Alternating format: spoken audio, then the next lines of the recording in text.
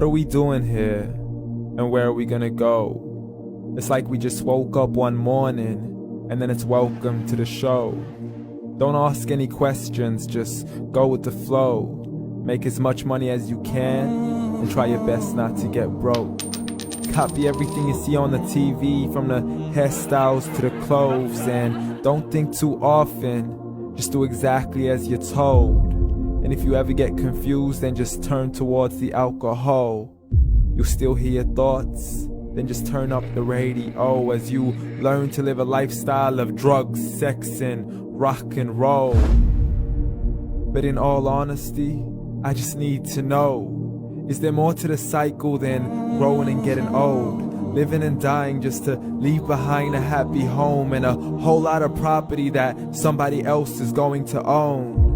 I just really need to know before the casket's closed, 'cause I'm not willing to gamble with my soul, nor am I ready to take any chances. These are just simple life questions and I'm just searching for some answers.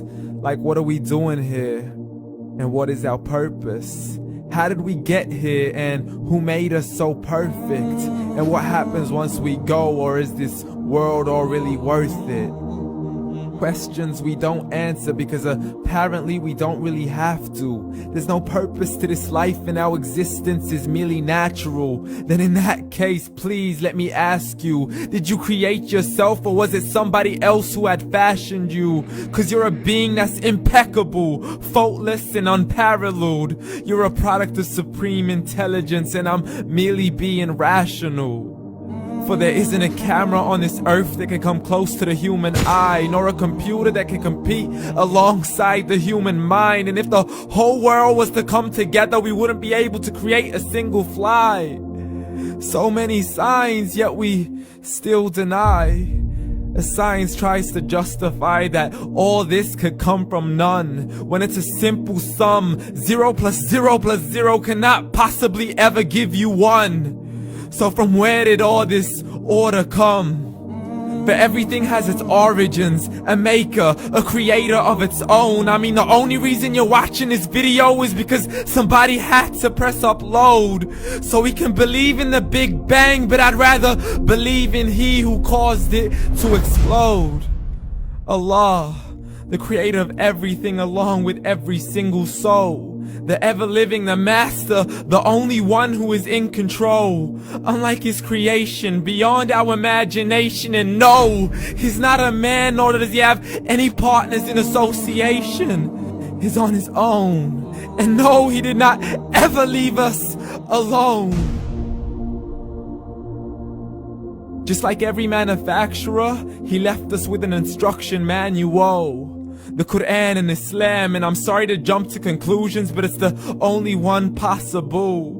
The only definition of God is the one and only supreme being. It's logical, a book with 0 contradictions, with miracles that are both scientific and historical, all revealed over 1400 years ago.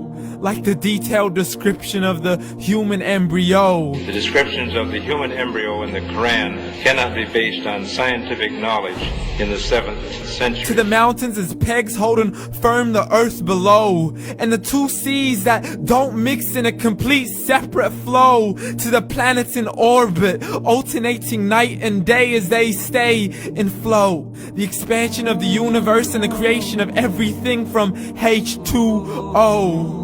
To the stories of the past and the preservation of Pharaoh. To identifying the lowest point in the land where Persia defeated Rome.